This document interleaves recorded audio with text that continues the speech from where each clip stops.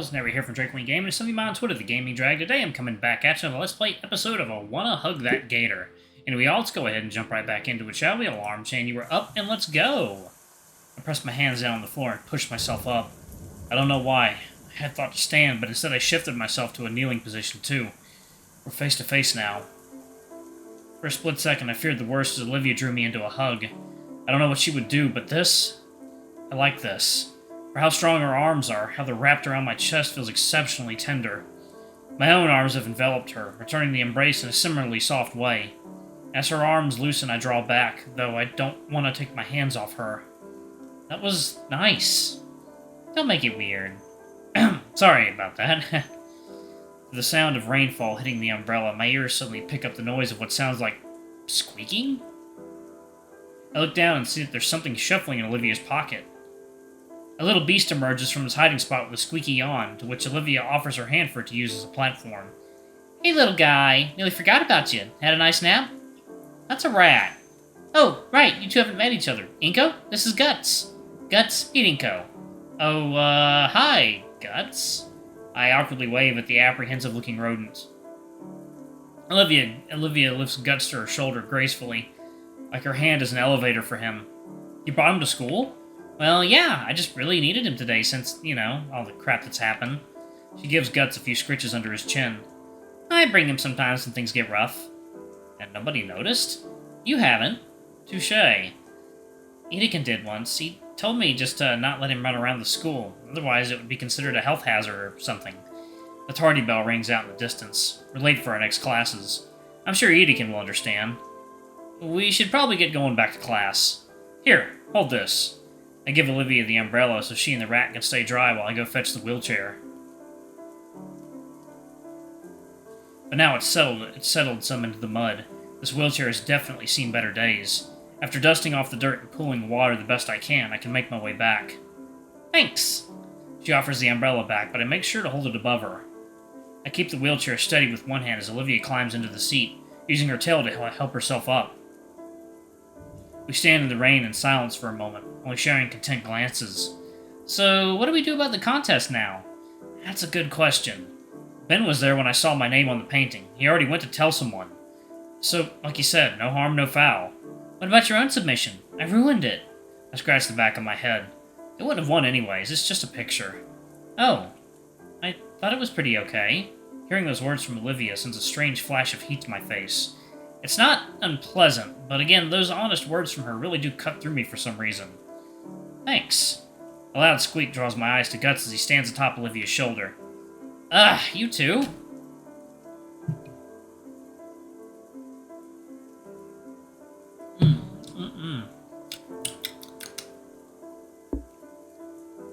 A wry smile stretches across Olivia's face. Think it means Guts is saying it's actually so-so. Hey! Cut him some slack, Guts. Inco didn't have any time to make anything for the contest. He's got some high standards. Yep, that's why I've gotten so good. The sheer absurdity of it. I don't know which of us broke first, but our laughter fills the air, heard only by us as the rainfall cuts off all other noise. So, now what? I don't know. I don't want to go yet. Still pretty worn out. A smile crosses my face as a wicked idea comes to mind. Well, too bad. What? I walk around behind Olivia, grinning like a mad idiot. Inco? What are you doing? Inco? Inco! Her head tries to follow me as I stand right behind her chair. I figure that pushing your chair around is really tiring, so how about I help you out? Olivia blushes and looks away. Fine, but just for today. Returning to the campus was certainly awkward. Passersby shoot us looks. It's not the most uncommon scene to see a girl in a wheelchair just roll on in, sopping wet and tracking mud in. More likely, though, it was because said girl had taken to using my umbrella to hide herself from those looks. She was already extremely red in her face. It was a conundrum. Drop the umbrella and let people see her. Or keep it up and draw more attention. I shall name it the Nito theorem. She's gonna kill me if I ever attempt to publish it. But making our way back to Olivia's current class, she simply shook her still concealed head. I didn't really have much of a choice. From all that I knew of the girl, her last classes were all on the upper floors, and she was in possession of the elevator key. And I was in possession of the weakest knees here in St. Hammond, at least according to Coach Sully. So I willed her to my current photography class. On the way over, she keeps bending her head back to peek at me, like she's making sure I'm still there. Knocking on his closed door, the pterosaur professor didn't even bat an eye at the poorly hidden girl. He simply stepped aside and let us through. Ben was looking our way, but I chose to pay him no mind. After everything I heard, Olivia didn't even register he was here. She simply rolled herself to the back of the classroom and through a door into what I'd always guessed was Edekin's supply closet. You know what? I'm an idiot. It's a dark room, isn't it? The stares of my other classmates abated thankfully as our teacher continued his lecture. Taking my own seat, I focused on Edekin. As much as I could, at least. My muddled thoughts kept me distracted the whole period. Just before the bell rings, Edekin stares me dead in the eye. He points a stern finger directly at me, then to the floor to signal, "You, stay."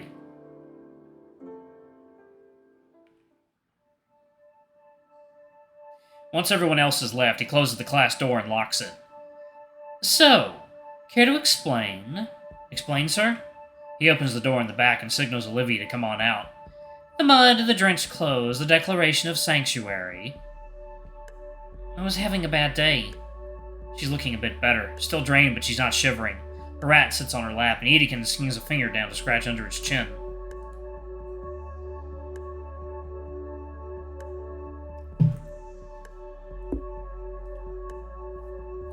"I can see that." He takes a seat against a nearby desk and waves a hand for Olivia to go on. When she doesn't, he shifts his hand to me. I look between the two of them. Mr. Edekin's expectant leer, and Olivia's pleading eyes. Ultimately, I shake my head in the negative. I just helped Olivia get out of the rain. "Of course." He slouches further atop the desk. "Can I tell you some other time?" "Sure." "Whatever it was, it looks like you've recovered pretty well." Olivia doesn't answer verbally, instead giving him a bashful smile and nod. "Was it about your work again?" "Yeah." "Oh, this girl." He turns to me and points a thumb at her. "You know, the work she's so concerned about absolutely wrecks the grading curve in my class. For the sake of the other students, I had to put a limit on extra credit assignments." "Really?" "Yeah, never before would I even consider such a restraint. Why punish someone for working too hard, I would think to myself. Then 4 years ago, this little green goblin comes rolling into my class. Half a semester and more than a few angry calls from parents later, my hands were tied. The young lady simply does too dang much." Olivia smiles but doesn't look up from her pet. "Was that much better than all the other students?" "Well, no, I don't grade by technique. If I did, you'd be in big trouble, Inco." Olivia's work was very good even then, but the main thing I admire is how motivated she can be. I haven't seen someone so enthused to just paint in years. Certainly haven't seen anyone so enthused I had to change the rules like that." You were worried it'd stop me." "Was I? That definitely sounds like me. But it didn't stop you. Not even a little bit. Heck, that year you even got me to see some things differently." I don't think I ever did anything like that." "You did when you came in after class the Friday before Mother's Day.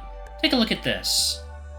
I'm handed the quill pen, and the first thing I note about it is how soft the feather portion is. "It's a special pen you always use." "It's actually from my wife." "Whoa."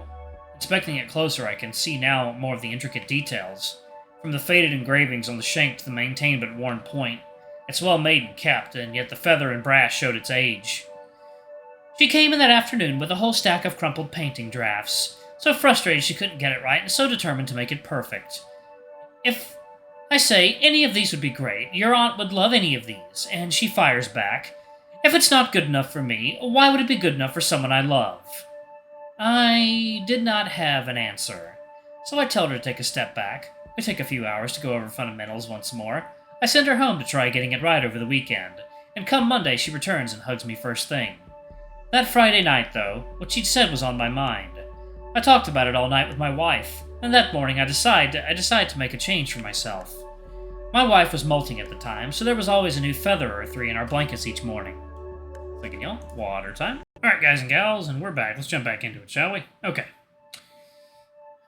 My wife was molting at the time, so there was always a new feather or three in our blankets each morning.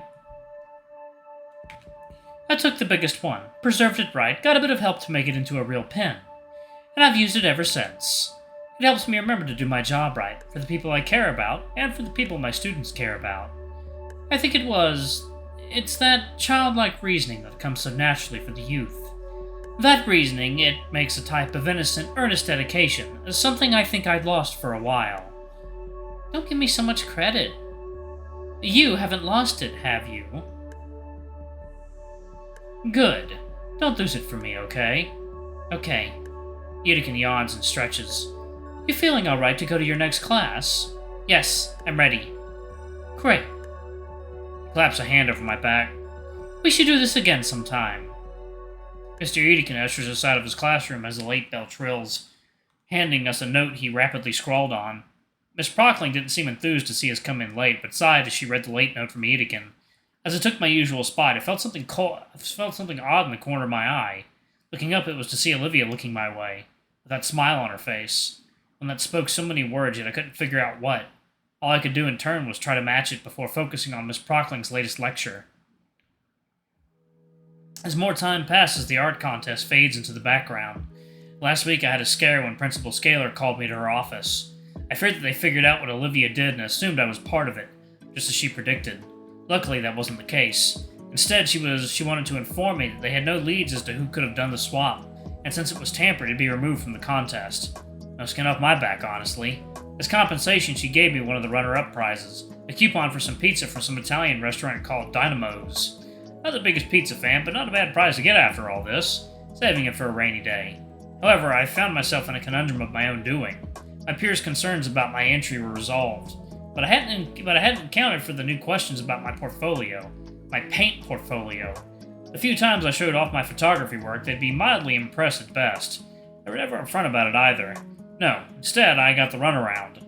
Oh, yeah, these are nice, Inco. Not bad, but what about what you did for the contest? I can't even be mad about it, since it's just another misunderstanding, unintended lie from my side of things. But then I had a thought. What if it wasn't a lie? What if I was actually good at painting? And after working at it for the past month? Yeah, no, I can't unscrew this. For the past 3 weeks, I've been staying after school, making use of one of the club rooms to practice. Yeesh, Inco, did you listen to any of the tips I gave you? Using everything I had at my disposal, namely the textbooks from Mr. Udican and how-to tutorials online, I stay as late as possible, trying to get the same skill level as Olivia. Alright, I'm gonna go ahead and pause it right there. Thank you all so much for watching. Don't forget to like, comment, subscribe, ring that notification bell, and check out our Patreon and YouTube memberships if you can. It always helps. Anyway, I love you all, and I'll see y'all in the next video. Bye-bye!